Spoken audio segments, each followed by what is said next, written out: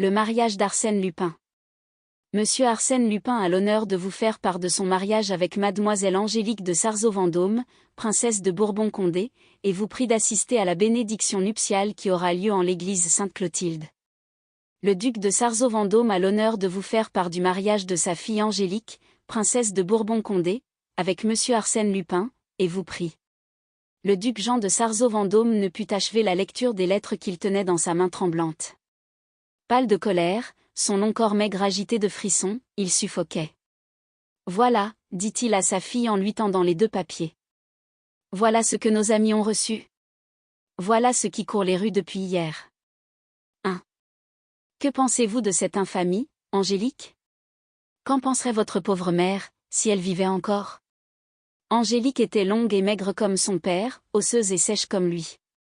Âgée de 33 ans, toujours vêtue de laine noire, timide, effacée, elle avait une tête trop petite, comprimée à droite et à gauche, et d'où le nez jaillissait comme une protestation contre une pareille exiguïté. Pourtant, on ne pouvait dire qu'elle fût laide, tellement ses yeux étaient beaux, tendres et graves, d'une fierté un peu triste, de ces yeux troublants qu'on n'oublie pas quand on les a vus. Elle avait rougi de honte d'abord en entendant son père, et en apprenant par lui l'offense dont elle était victime. Mais comme elle le chérissait, bien qu'il se montrât dur avec elle, injuste et despotique, elle lui dit « Oh! Je pense que c'est une plaisanterie, mon père, et qu'il n'y faut pas prêter attention. Une plaisanterie? Mais tout le monde en jase. 10 journaux, ce matin, reproduisent cette lettre abominable, en l'accompagnant de commentaires ironiques. On rappelle notre généalogie, nos ancêtres, les morts illustres de notre famille. On feint de prendre la chose au sérieux, cependant personne ne peut croire, évidemment, personne. Il n'empêche que nous sommes la fable de Paris, demain, on y pensera plus, demain, ma fille, on se souviendra que le nom d'Angélique de Sarzeau-Vendôme a été prononcé plus qu'il ne devait l'être. Ah! Si je pouvais savoir quel est le misérable qui s'est permis. À ce moment, Hyacinthe, son valet de chambre particulier, entra et prévint le duc qu'on le demandait au téléphone. Toujours furieux, il décrocha l'appareil et bougonna. « Eh bien? Qu'y a-t-il? » « Oui, c'est moi, le duc de Sarzeau-Vendôme. » On lui répondit, « J'ai des excuses à vous faire, monsieur le duc, ainsi qu'à mademoiselle Angélique. C'est la faute de mon secrétaire, votre secrétaire, oui, les lettres de faire part n'étaient qu'un projet dont je voulais vous soumettre la rédaction. Par malheur, mon secrétaire a cru, mais enfin, monsieur, qui êtes-vous, comment, monsieur le duc, vous ne reconnaissez pas ma voix? La voix de votre futur gendre, quoi, Arsène Lupin. » Le duc tomba sur une chaise. Il était livide. Arsène Lupin. C'est lui. Arsène Lupin. Angélique eut un sourire. Vous voyez, mon père, qu'il n'y a là qu'une plaisanterie, une mystification. Mais le duc, soulevé d'une nouvelle colère, se mit à marcher en gesticulant, « Je vais déposer une plainte. Il est inadmissible que cet individu se moque de moi. S'il y a encore une justice, elle doit agir. » Une seconde fois Hyacinthe entra. Il apporta 2 cartes. « Chaud-toi. Le petit? Connais pas, ce sont 2 journalistes, monsieur le duc, qu'est-ce qu'ils me veulent, ils voudraient parler à monsieur le duc au sujet. » Du mariage, qu'on les fiche à la porte, s'exclama le duc. Et dites au concierge que mon hôtel est fermé au paltoquet de cette espèce, je vous en prie, mon père. Risqua Angélique, toi, ma fille, laisse-nous la paix. Si tu avais consenti autrefois à épouser un de tes cousins, nous n'en serions pas là. Le soir même de cette scène, un des 2 reporters publiait, en première page de son journal, un récit quelque peu fantaisiste de son expédition rue de Varennes, dans l'antique demeure des Sarzeau-Vendôme, et s'étendait complaisamment sur le courroux et sur les protestations du vieux gentilhomme. Le lendemain, un autre journal insérait une interview d'Arsène Lupin, soi-disant prise dans un couloir de l'opéra. Arsène Lupin ripostait, « Je partage entièrement l'indignation de mon futur beau-père. L'envoi de ces lettres constitue une incorrection dont je ne suis pas responsable, mais dont je tiens à m'excuser publiquement. Pensez donc. La date de notre mariage n'est pas encore fixée. Mon beau-père propose le début de mai. Ma fiancée et moi trouvons cela bien tard. 6 semaines d'attente. Ce qui donnait à l'affaire une saveur toute spéciale et que les amis de la maison goûtaient particulièrement, c'était le caractère même du duc, son orgueil, l'intransigeance de ses idées et de ses principes. Dernier descendant des barons de Sarzeau, la plus noble famille de Bretagne, arrière-petit-fils de ce Sarzeau qui, ayant épousé une Vendôme, ne consentit qu'après 10 ans de Bastille à porter le nouveau titre que Louis XV lui imposait, le duc Jean n'avait renoncé à aucun des préjugés de l'Ancien Régime. Dans sa jeunesse, il avait suivi le comte de Chambord en exil. Devenu vieux, il refusait un siège au Palais Bourbon sous prétexte qu'un Sarzeau ne peut s'asseoir qu'entre ses pairs. L'aventure le toucha au vif. Il ne décolérait pas, invectivant Lupin à coups d'épithètes sonores, le menaçant de tous les supplices possibles, s'en prenant à sa fille. Voilà. Si tu t'étais marié. Ce ne sont pourtant pas les parties qui manquaient. Tes 3 cousins, Mussy, d'Amboise et Caorches sont de bonne noblesse, bien apparentés, suffisamment riches, et ils ne demandent encore qu'à t'épouser. Pourquoi les refuses-tu? Ah.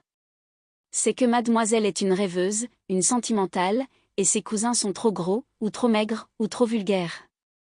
C'était une rêveuse, en effet. Livrée à elle-même depuis son enfance, elle avait lu tous les livres de chevalerie, tous les fades romans d'autrefois qui traînaient dans les armoires de ses aïeuls, et elle voyait la vie comme un conte de fées où les jeunes filles très belles sont toujours heureuses, tandis que les autres attendent jusqu'à la mort le fiancé qui ne vient pas. Pourquoi eût-elle épousé l'un de ses cousins, puisqu'il n'en voulait qu'à sa dot, aux millions que sa mère lui avait laissés? Autant rester vieille fille et rêver.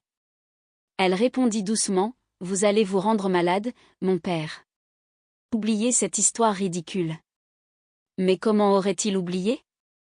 Chaque matin un coup d'épingle ravivait sa blessure. 3 jours de suite, Angélique reçut une merveilleuse gerbe de fleurs où se dissimulait la carte d'Arsène Lupin. Il ne pouvait aller à son cercle, sans qu'un ami l'abordât. « Elle est drôle celle d'aujourd'hui. Quoi, mais la nouvelle fumisterie de votre gendre. » Ah. Vous ne savez pas? Tenez, lisez. Monsieur Arsène Lupin demandera au Conseil d'État d'ajouter à son nom le nom de sa femme et de s'appeler désormais Lupin de Sarzeau-Vendôme. Et le lendemain on lisait, la jeune fiancée portant en vertu d'une ordonnance, non abrogée, de Charles X, le titre et les armes de Bourbon-Condé, dont elle est la dernière héritière, le fils aîné des Lupin de Sarzeau-Vendôme aura nom prince Arsène de Bourbon-Condé. Et le jour suivant une réclame annonçait, la grande maison de linge expose le trousseau de mademoiselle de Sarzeau-Vendôme. Comme initiale, LSV. Puis une feuille d'illustration publia une scène photographiée, le duc, son gendre et sa fille, assis autour d'une table, et jouant au piquet voleur. Et la date aussi fut annoncée à grand fracas, le 4 mai. Et des détails furent donnés sur le contrat. Lupin se montrait d'un désintéressement admirable. Il signerait, disait-on, les yeux fermés, sans connaître le chiffre de la dot. Tout cela mettait le vieux gentilhomme hors de lui. Sa haine contre Lupin prenait des proportions maladives. Bien que la démarche lui coûtât, il se rendit chez le préfet de police qui lui conseilla de se méfier. Nous avons l'habitude du personnage, il emploie contre vous un de ses trucs favoris.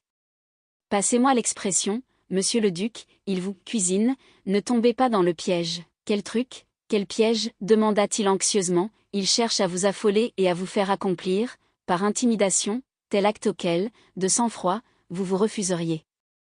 Monsieur Arsène Lupin n'espère pourtant pas que je vais lui offrir la main de ma fille. Non, mais il espère que vous allez commettre. Comment dirais-je?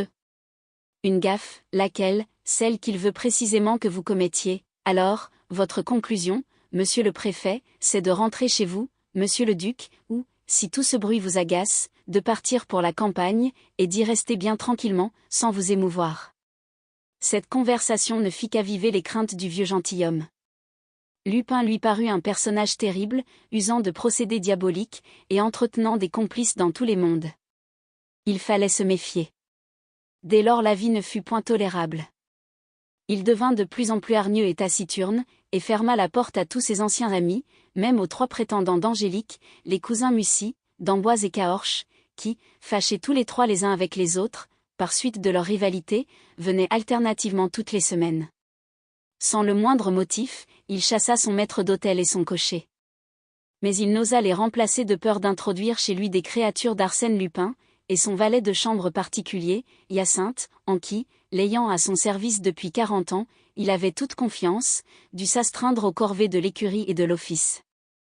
Voyons, mon père, disait Angélique, s'efforçant de lui faire entendre raison, je ne vois vraiment pas ce que vous redoutez. Personne au monde ne peut me contraindre à ce mariage absurde, parbleu. Ce n'est pas cela que je redoute, alors quoi, mon père, est-ce que je sais? Un enlèvement. Un cambriolage. Un coup de force. Il est hors de doute que ce misérable prépare quelque chose, et hors de doute aussi que nous sommes environnés d'espions. Un après-midi, il reçut un journal où cet article était souligné au crayon rouge. La soirée du contrat a lieu aujourd'hui à l'hôtel Sarzeau-Vendôme. Cérémonie toute intime, où quelques privilégiés seulement seront admis à complimenter les heureux fiancés. Au futur témoin de mademoiselle Sarzeau-Vendôme, le prince de la Rochefoucauld-Limours et le comte de Chartres, M. Arsène Lupin présentera les personnalités qui ont tenu à honneur de lui assurer leur concours, M. le préfet de police et M. le directeur de la prison de la Santé. C'était trop. 10 minutes plus tard, le duc envoyait son domestique Hyacinthe porter 3 pneumatiques.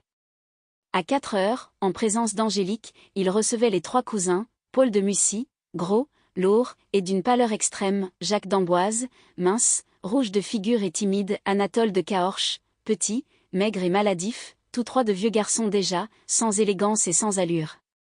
La réunion fut brève. Le duc avait préparé tout un plan de campagne défensive, dont il dévoila, en termes catégoriques, la première partie. Angélique et moi, nous quittons Paris cette nuit, et nous nous retirons dans nos terres de Bretagne.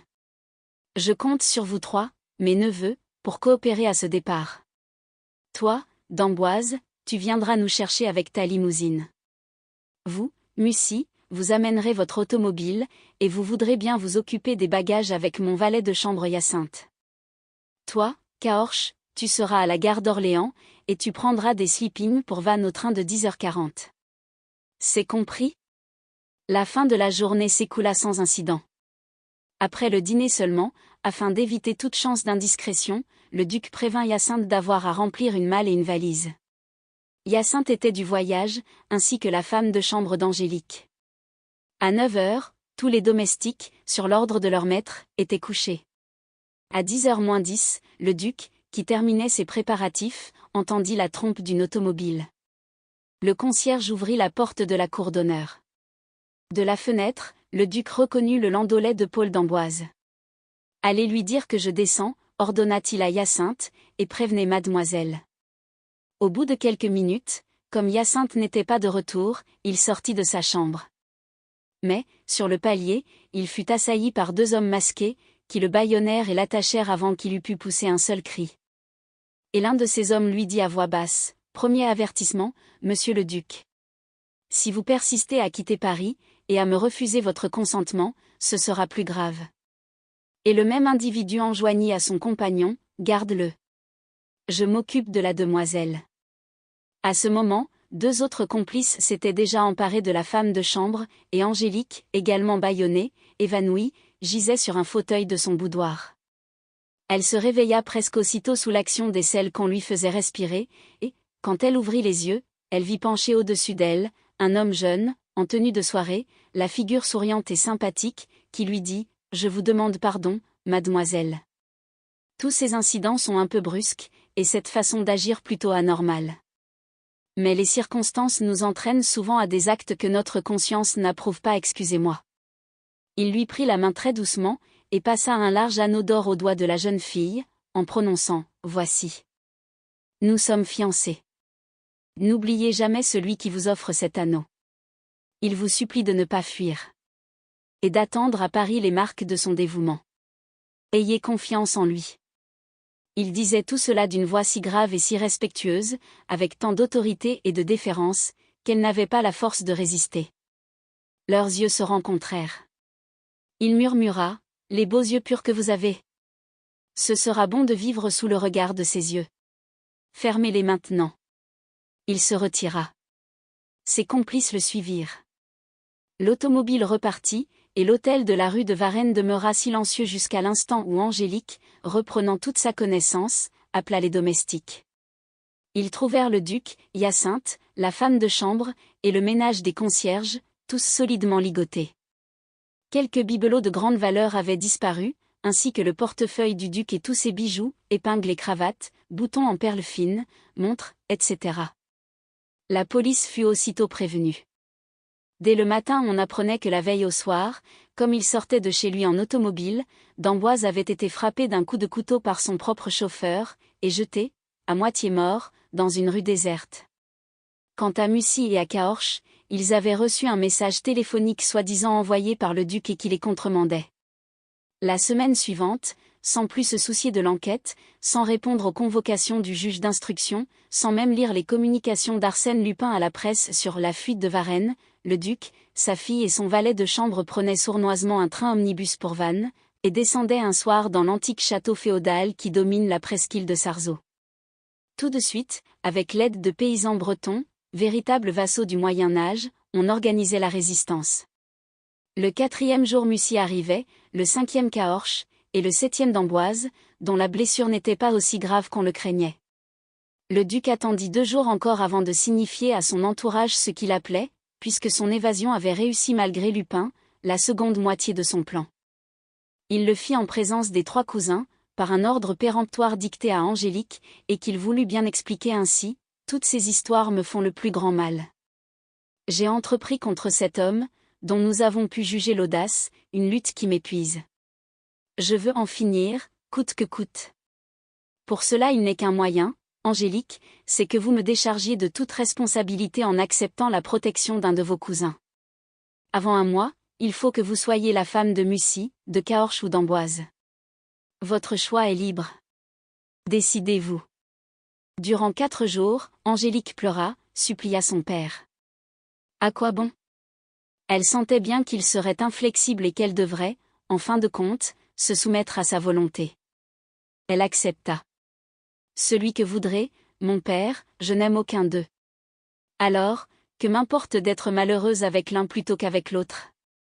Sur quoi, nouvelle discussion, le duc voulant la contraindre à un choix personnel. Elle ne céda point. De guerre lasse, et pour des raisons de fortune, il désigna d'Amboise. Aussitôt les bans furent publiés.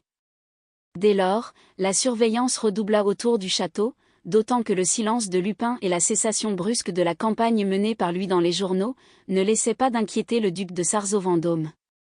Il était évident que l'ennemi préparait un coup et qu'il tenterait de s'opposer au mariage par quelques-unes de ces manœuvres qui lui étaient familières. Pourtant il ne se passa rien.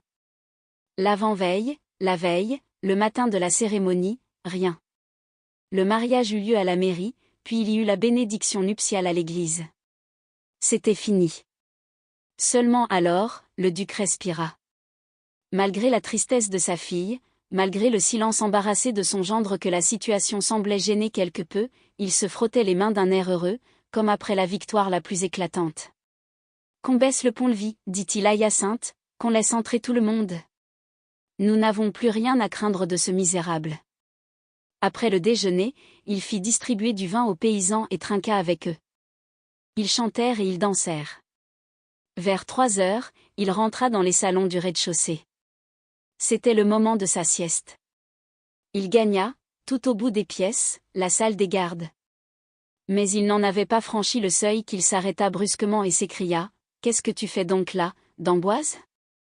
En voilà une plaisanterie. » D'Amboise était debout, en vêtements de pêcheur breton, culotte et veston sales, déchirés, rapiécés, trop larges et trop grands pour lui.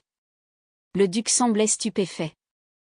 Il examina longtemps, avec des yeux ahuris, ce visage qu'il connaissait, et qui, en même temps, éveillait en lui des souvenirs vagues d'un passé très lointain. Puis, tout à coup, il marcha vers l'une des fenêtres qui donnaient sur l'esplanade et appela: « Angélique, qu'y a-t-il, mon père ?» répondit-elle en s'avançant. « Ton mari, il est là, mon père » fit Angélique en montrant d'Amboise qui fumait une cigarette et lisait à quelque distance. Le duc trébucha et tomba assis sur un fauteuil, avec un grand frisson d'épouvante. « Ah! Je deviens fou !» Mais l'homme qui portait des habits de pêcheur s'agenouilla devant lui en disant: « Regardez-moi, mon oncle. Vous me reconnaissez, n'est-ce pas? C'est moi votre neveu, celui qui jouait ici autrefois, celui que vous appeliez Jacot. Rappelez-vous. Tenez, voyez cette cicatrice, oui. » « Oui, balbutia le duc, je te reconnais. C'est toi, Jacques. Mais l'autre. Il se pressa la tête entre les mains. Et pourtant non, ce n'est pas possible. Explique-toi. Je ne comprends pas. Je ne veux pas comprendre. Il y eut un silence pendant lequel le nouveau venu ferma la fenêtre et ferma la porte qui communiquait avec le salon voisin. Puis il s'approcha du vieux gentilhomme, lui toucha doucement l'épaule, pour le réveiller de sa torpeur, et sans préambule, comme s'il eût voulu couper court à toute explication qui ne fût pas strictement nécessaire, il commença en ces termes: « Vous vous rappelez, mon oncle, que j'ai quitté la France depuis 15 ans, après le refus qu'Angélique opposa à ma demande en mariage. Or, il y a 4 ans, c'est-à-dire la 11e année de mon exil volontaire et de mon établissement dans l'extrême sud de l'Algérie, je fis la connaissance, au cours d'une partie de chasse organisée par un grand chef arabe, d'un individu dont la bonne humeur, le charme, l'adresse inouïe, le courage indomptable, l'esprit à la fois ironique et profond, me séduisirent au plus haut point. Le comte d'Andrézy passa 6 semaines chez moi. Quand il fut parti, nous correspondîmes l'un avec l'autre de façon régulière. En outre, je lisais souvent son nom dans les journaux, aux rubriques mondaines ou sportives. Il devait revenir et je me préparais à le recevoir, il y a 3 mois, lorsqu'un soir, comme je me promenais à cheval, les 2 serviteurs arabes qui m'accompagnaient se jetèrent sur moi, m'attachèrent, me bandèrent les yeux, et me conduisirent, en 7 nuits et 7 jours, par des chemins déserts, jusqu'à une baie de la côte, où 5 hommes les attendaient. Aussitôt, je fus embarqué sur un petit yacht à vapeur qui leva l'ancre sans plus tarder. Qui étaient ces hommes? Quel était leur but en m'enlevant? Aucun indice ne put me renseigner. Ils m'avaient enfermé dans une cabine étroite percée d'un hublot que traversaient 2 barres de fer en croix. Chaque matin, par un guichet qui s'ouvrait entre la cabine voisine et la mienne, on plaçait sur ma couchette 2 ou 3 livres de pain, une gamelle abondante et un flacon de vin, et on reprenait les restes de la veille que j'y avais disposés. De temps à autre, la nuit, le yacht stoppait, et j'entendais le bruit du canot qui s'en allait vers quelque havre, puis qui revenait, chargé de provisions sans doute. Et l'on repartait, sans se presser, comme pour une croisière de gens du monde qui flânent et n'ont pas hâte d'arriver. Quelquefois, monté sur une chaise, j'apercevais par mon hublot la ligne des côtes, mais si indistincte que je ne pouvais rien préciser. Et cela dura des semaines. Un des matins de la 9e, m'étant avisé que le guichet de communication n'avait pas été refermé, je le poussai. La cabine était vide à ce moment. Avec un effort, je réussis à prendre une lime à ongles sur une toilette. 2 semaines après, à force de patience, j'avais limé les barres de mon hublot, et j'aurais pu m'évader par là, mais, si je suis bon nageur, je me fatigue assez vite. Il me fallait donc choisir un moment où le yacht ne serait pas trop éloigné de la terre. C'est seulement avant-hier que, juché à mon poste, je discernai les côtes, et que, le soir, au coucher du soleil, je reconnus, à ma stupéfaction, la silhouette du château de Sarzeau, avec ses tourelles pointues et la masse de son donjon. Était-ce donc là le terme de mon voyage mystérieux? Toute la nuit, nous croisâmes au large. Et toute la journée d'hier également. Enfin ce matin, on se rapprocha à une distance que je jugeais propice, d'autant plus que nous naviguions entre des roches derrière lesquelles je pouvais nager en toute sécurité. Mais, à la minute même, où j'allais m'enfuir, je m'avisai que, une fois encore, le guichet de communication que l'on avait cru fermé, s'était rouvert de lui-même, et qu'il battait contre la cloison. Je l'entrebâillai de nouveau par curiosité. À portée de mon bras, il y avait une petite armoire que je pus ouvrir, et où ma main, à tâtons, au hasard, saisit une liasse de papier. C'étaient des lettres qui contenaient les instructions adressées aux bandits dont j'étais prisonnier. 1 heure après, lorsque j'enjambais le hublot et que je me laissais glisser dans la mer, je savais tout, les raisons de mon enlèvement, les moyens employés, le but poursuivi, et la machination abominable ourdie, depuis 3 mois, contre le duc de Sarzeau-Vendôme et contre sa fille. Malheureusement, il était trop tard. Obligé, pour n'être pas vu du bateau, de me blottir dans le creux d'un récif, je n'abordai la côte qu'à midi. Le temps de gagner la cabane d'un pêcheur, de troquer mes vêtements contre les siens, de venir ici. Il était 3 heures. En arrivant, j'appris que le mariage avait été célébré le matin même.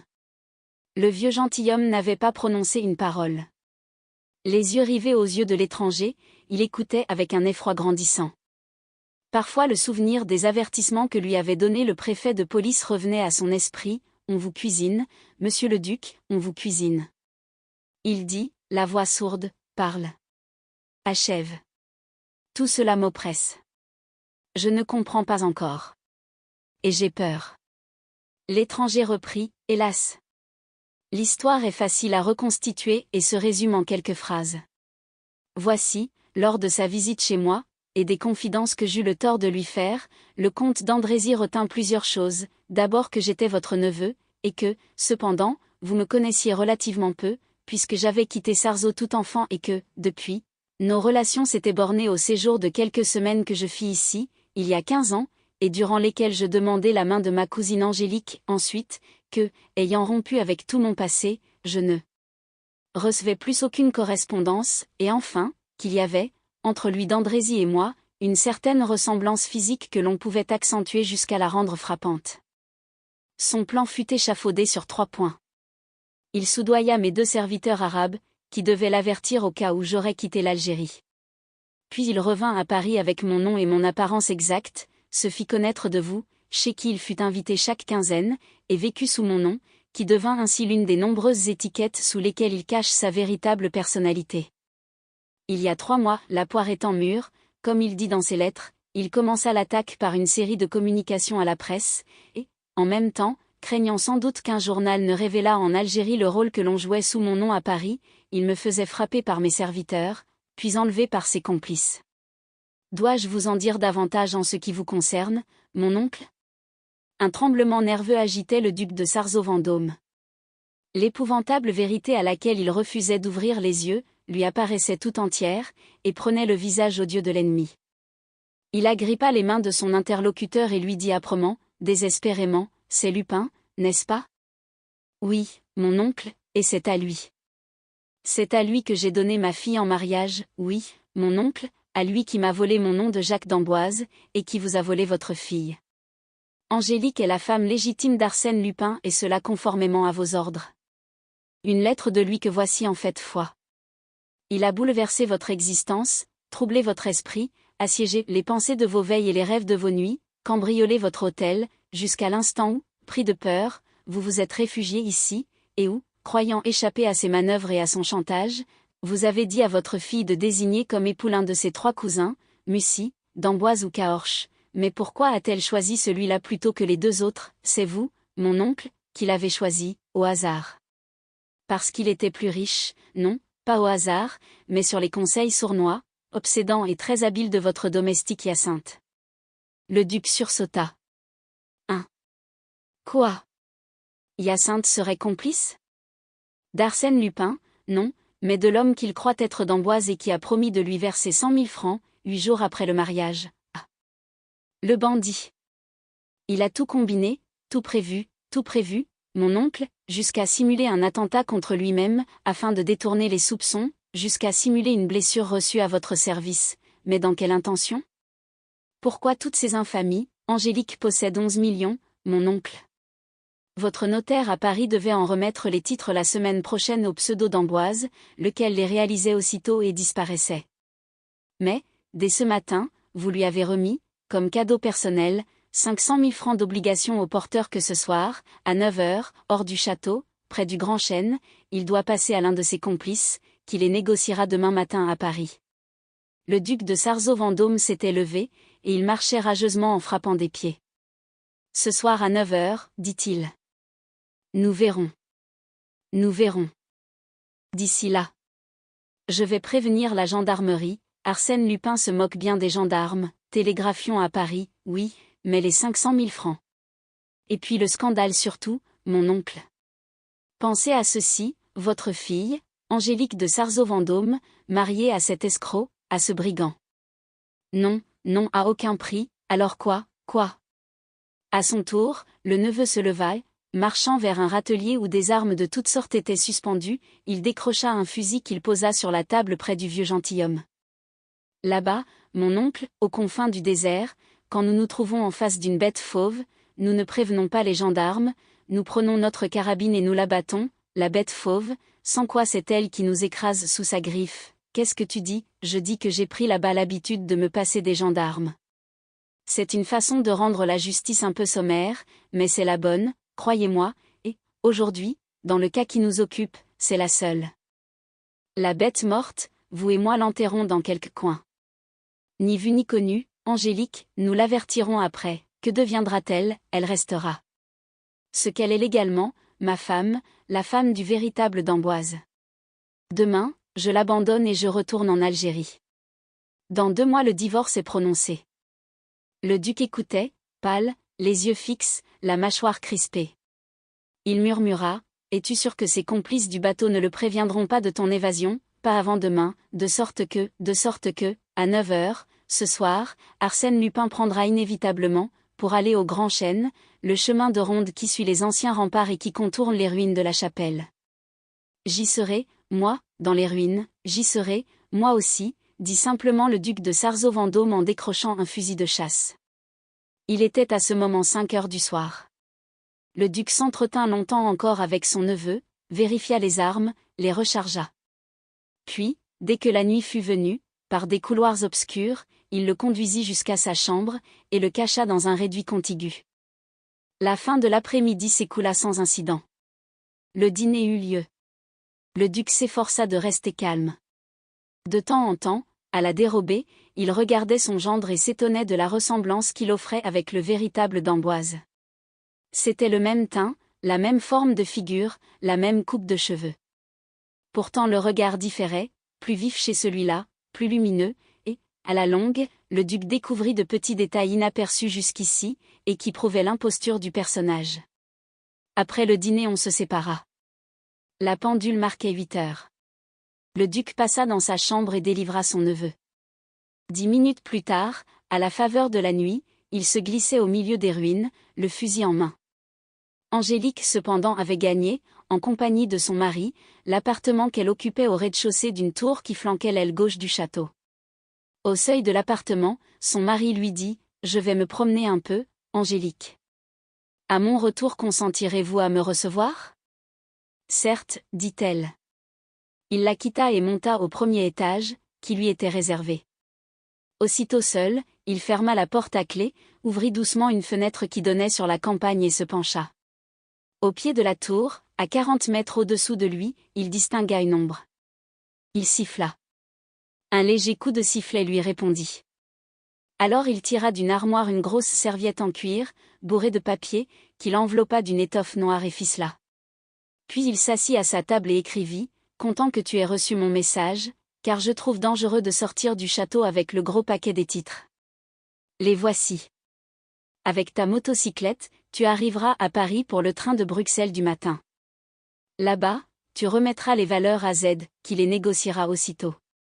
À elle. Post-scriptum, en passant au Grand Chêne, dis aux camarades que je les rejoins. J'ai des instructions à leur donner. D'ailleurs, tout va bien. Personne ici n'a le moindre soupçon. Il attacha la lettre sur le paquet, et descendit le tout par la fenêtre, à l'aide d'une ficelle. Bien, se dit-il, ça y est, je suis tranquille. Il patienta quelques minutes encore, en déambulant à travers la pièce, et en souriant à 2 portraits de gentilshommes suspendus à la muraille, Horace de Sarzeau-Vendôme, maréchal de France. Le grand Condé. Je vous salue, mes aïeux. Lupin de Sarzeau-Vendôme sera digne de vous. À la fin, le moment étant venu, il prit son chapeau et descendit. Mais, au rez-de-chaussée, Angélique surgit de son appartement, et s'exclama, l'air égaré, « Écoutez. Je vous en prie. Il serait préférable. » Et tout de suite, sans en dire davantage, elle rentra chez elle, laissant à son mari une vision d'effroi et de délire. Elle est malade, se dit-il. Le mariage ne lui réussit pas, il alluma une cigarette et conclut, sans attacher d'importance à cet incident qui eût dû le frapper, pauvre Angélique. Tout ça finira par un divorce. Dehors la nuit était obscure, le ciel voilé de nuages. Les domestiques fermaient les volets du château. Il n'y avait point de lumière aux fenêtres, le duc ayant l'habitude de se coucher après le repas. En passant devant le logis du garde, et en s'engageant sur le pont-levis, « Laissez la porte ouverte, dit-il, je fais un tour et je reviens. » Le chemin de ronde se trouvait à droite, et conduisait, le long des anciens remparts qui jadis ceignaient le château d'une seconde enceinte beaucoup plus vaste, jusqu'à une poterne aujourd'hui presque démolie. Ce chemin, qui contournait une colline et suivait ensuite le flanc d'un vallon escarpé, était bordé à gauche de taillis épais. « Quel merveilleux endroit pour un guet-apens, dit-il. C'est un vrai coupe-gorge. » Il s'arrêta, croyant entendre du bruit. Mais non, c'était un froissement de feuilles. Pourtant une pierre dégringola le long des pentes, rebondissant aux aspérités du roc. Mais, chose bizarre, rien ne l'inquiétait, il se remit à marcher. L'air vif de la mer arrivait jusqu'à lui par-dessus les plaines de la presqu'île, il s'en remplissait les poumons avec joie. Comme c'est bon de vivre, se dit-il. Jeune encore, de vieille noblesse, multimillionnaire, qu'est-ce qu'on peut rêver de mieux, Lupin de Sarzeau-Vendôme ? À une petite distance, il aperçut, dans l'obscurité, la silhouette plus noire de la chapelle dont les ruines dominaient le chemin de quelques mètres. Des gouttes de pluie commençaient à tomber, et il entendit une horloge frapper 9 coups. Il hâta le pas. Il y eut une courte descente, puis une montée. Et, brusquement, il s'arrêta de nouveau. Une main saisit la sienne. Il recula, voulut se dégager. Mais quelqu'un émergeait d'un groupe d'arbres qu'il frôlait, et une voix lui dit « Taisez-vous ». Pas un mot. Il reconnut sa femme, Angélique. « Qu'est-ce qu'il y a donc ?» demanda-t-il. Elle murmura, si bas que les mots étaient à peine intelligibles, « On vous guette. » Ils sont là, dans les ruines, avec des fusils, silence. Écoutez. Ils restèrent immobiles un instant, puis elle dit, ils ne bougent pas. Peut-être ne m'ont-ils pas entendu. Retournons, mais, suivez-moi. L'accent était si impérieux qu'il obéit sans l'interroger davantage. Mais soudain elle s'effara. Courons. Ils viennent. J'en suis sûre. De fait on percevait un bruit de pas. Alors, rapidement, lui tenant toujours la main, avec une force irrésistible elle l'entraîna par un raccourci, dont elle suivait les sinuosités sans hésitation, malgré les ténèbres et les ronces. Et, très vite, ils arrivèrent au pont-levis. Elle passa son bras sous le sien. Le garde les salua. Ils traversèrent la grande cour, pénétrèrent dans le château, et elle le conduisit jusqu'à la tour d'angle où ils demeuraient tous deux. « Entrez, dit-elle, chez vous, oui. » 2 femmes de chambre attendaient. Sur l'ordre de leur maîtresse, elles se retirèrent dans les pièces qu'elles occupaient au 3e étage. Presque aussitôt on frappait à la porte du vestibule qui commandait l'appartement, et quelqu'un appela. « Angélique, c'est vous, mon père » dit-elle en dominant son émotion. « Oui, ton mari est ici, nous venons de rentrer, dis-lui donc que j'aurais besoin de lui parler.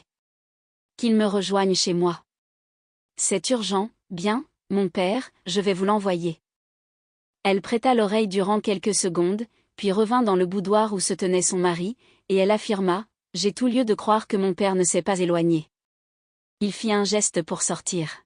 « En ce cas, s'il désire me parler, mon père n'est pas seul, » dit-elle vivement, en lui barrant la route, « qui donc l'accompagne, son neveu, Jacques d'Amboise. » Il y eut un silence.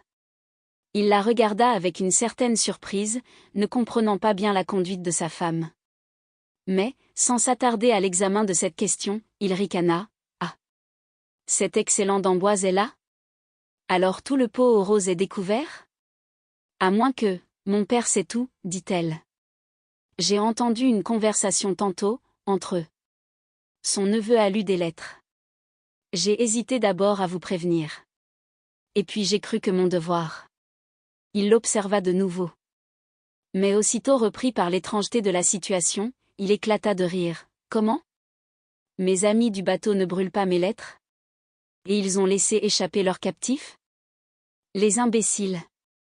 Ah ! Quand on ne fait pas tout soi-même. N'importe, c'est cocasse. D'Amboise contre d'Amboise. Et. Mais, si l'on ne me reconnaissait plus, maintenant ? Si d'Amboise lui-même me confondait avec lui-même ?